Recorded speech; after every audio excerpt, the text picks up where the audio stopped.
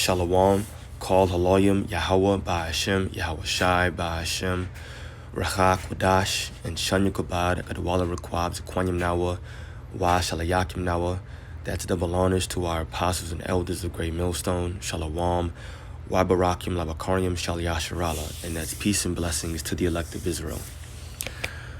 So obviously what we're going to do is get into the origins of Valentine's Day, and as you can see, I have this video up here from YouTube. It's titled History of Valentine's Day, a Pagan Holiday. And that's exactly what this is. Just like all the rest of the so-called holidays that are observed here in America and around the entire world. You have a lot of people, and especially our people, that celebrate this holiday, going about their day, not considering, where this holiday came from, what it really means, and what you're really doing. This is a very clever way of Esau making people serve another god. And that's exactly what this video is going to get into. Just like the Apostle Tahar says, fair use, fair use, fair use, fair use. This is strictly for informational purposes only. So Lord's will, this stays up. This is not for monetary gain. This is for informational purposes only. That's it. All right. So Lord's will, I don't get a copyright. We're going to watch a few minutes of this, and then obviously we're going to grab some precepts. We're not going to watch this entire thing, just maybe the next 2 to 3 minutes, just so he gets into the origins and we grab the meat, and that's it. So where did Valentine's Day come from? Many people think that it's just one of those American holidays that we just partake in. It's just something that we as Americans do. But the celebration of Valentine's Day is not American. Others like to believe that it is a Christian holiday because it was named after a Christian saint by the Roman Catholic Church. But the truth is that Valentine's Day was made by the Roman Catholic Church to Christianize the pagan celebration of Lupercalia. Lupercalia was one of the most ancient Roman festivals, which was celebrated every year in honor of Lupercus, the god of fertility, also known as the god Faunus. This festival, which celebrated the coming of spring, included fertility rites, orgies, fornication, sex with minors, drunkenness, and other activities like the pairing off of women with men by lottery. Lupercalia was a fertility festival dedicated to Faunus, as well as to the founders of Rome, Romulus and Remus. During this time, the winter solstice is long gone, and the pagans are now seeing that the days are getting gradually longer. This was one of the most important fertility festivals for pagans. The festival was held on the 15th of February in the Lupercal, where Romulus and Remus were said to have been nurtured by the she-wolf. The place contained an altar and a grove sacred to the god Lupercus. In Lupercal, the Luperci, who were the priests, assembled on the day of Lupercalia and sacrificed goats and dogs. These animals were known for their strong sexual instinct, making them most appropriate sacrifices to the god of fertility. Boom, we're going to stop there. That was about another minute and a half that we just watched. Almost 2 minutes, actually. And that's it. We don't need to hear anymore. We don't need to see anything else. He just gets into more details going into this so-called holiday, its origins and where it came from. But as you can see, it stems from a Roman custom. What was it called? Lupercalia, I believe. In order to worship their deity Lupercalis, I believe it was pronounced.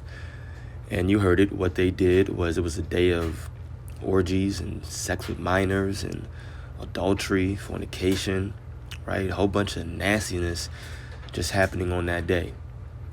And then basically the Roman Catholic Church, all they did was, like he mentioned, that word, it Christianized the holiday. Throughout time, it became known as Valentine's Day, blah, blah, blah. That's what you're serving when you recognize this holiday. And so obviously, we're going to start here. Very much well-known precept concerning these holidays. Jeremiah 10, verses 1 and 2. Hear ye the word which the Lord speaketh unto you, O house of Israel. Thus saith the Lord, sorry about my voice. Learn not the way of the heathen, and be not dismayed at the signs of heaven, for the heathen are dismayed at them. Period. We can stop right there. Learn not the way of the heathen. And Lupercalia is the way of the heathen. Valentine's Day. It's not an Hebrew Israelite custom. None of these holidays. Easter, even though you see that in the scriptures in the book of Acts, but look that word up. I'm not going to tell you what it's really saying. You should know by now, and if you don't, look it up. Christmas, Thanksgiving, all these so-called holidays, birthdays, that goes back to the ancient Egyptians when the pharaoh, well, when a man will be made known as a pharaoh, it was looked at as a new birth, and that's where you get your birthdays from. All these holidays today go back to pagan customs. And our people, us, so-called blacks, Hispanics, Native Americans, the true Hebrew Israelites, we're not to be worshiping these holidays. It may seem little, it may seem light to you, but guess what? A lot of you out there are going to get destroyed when the Lord comes back for these so-called, quote-unquote, light things that you think you're doing. It's not light in the eyes of Yahweh Ba'ashem Yahweh Shai. He's not pleased with you serving other gods, because that's what you're doing. That's what you're doing, whether you know it or not, whenever you celebrate these pagan customs. It may seem like all fun and games, and there isn't nothing wrong with it now, but you'll see when the Lord returns. This is, excuse me, man, the book of Exodus 23. Nah, we'll come back to that. 20.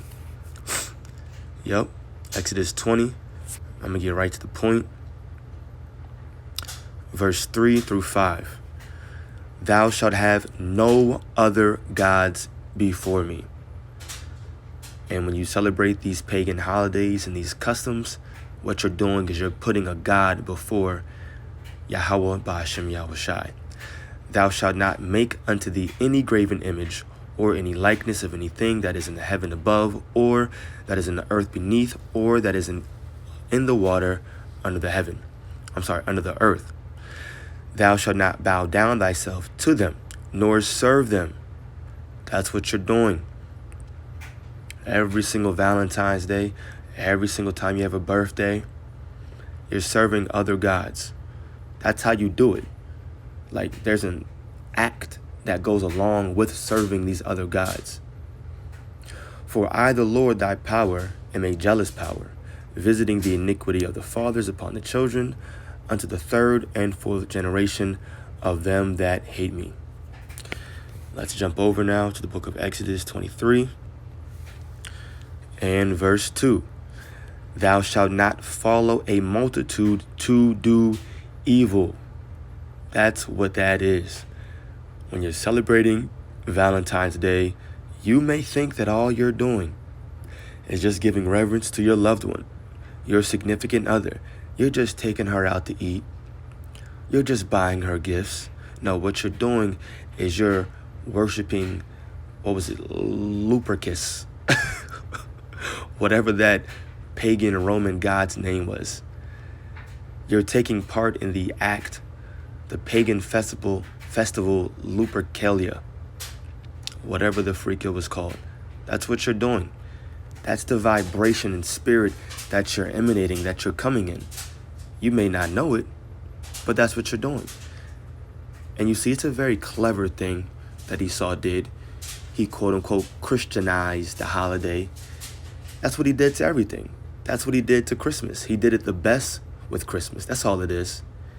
He Christianized every single holiday, but he Christianized Christmas, hence the name, the best. Just made it all seem and tie in to like it's associated with the Bible somehow. Somehow every single goddamn holiday ties into the Bible somehow. And our people fell for it. It says, thou shalt not follow a multitude to do evil, neither shalt thou speak in a cause to decline after many to wrest judgment.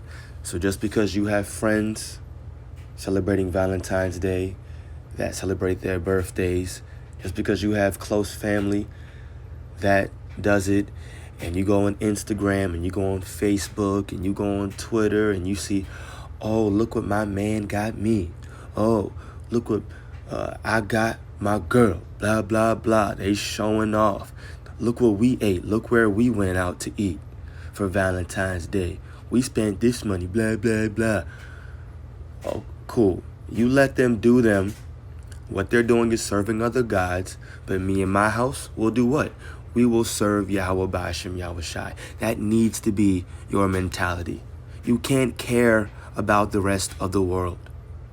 All these people that are doing that crap are going to die. And that's the truth of the matter. It may sound harsh, but that's the harsh reality. Am I supposed to lie to you right now? Am I become your enemy now that I told you the truth? I'm supposed to tell you the truth. At the very least, your blood is washed off of my hands. I'm clean, you feel me? All of us, we're clean through the Holy Spirit. So you're not supposed to worry about these people and what they're doing. Let them serve other gods. We'll see in the end whom the Lord was pleased with. But that's it. A few precepts, get right to the point. And once again, this is the video. You can watch it if you want. Like I said, this is for informational purposes only. YouTube. I pray that this was edifying to the elect. Call Haloyim Yahweh, Ba'ashem Yahweh Shai, Ba'ashem Rachakodash. Double honors to our apostles and elders of Great Millstone. Peace and blessings to the elect. Shalom.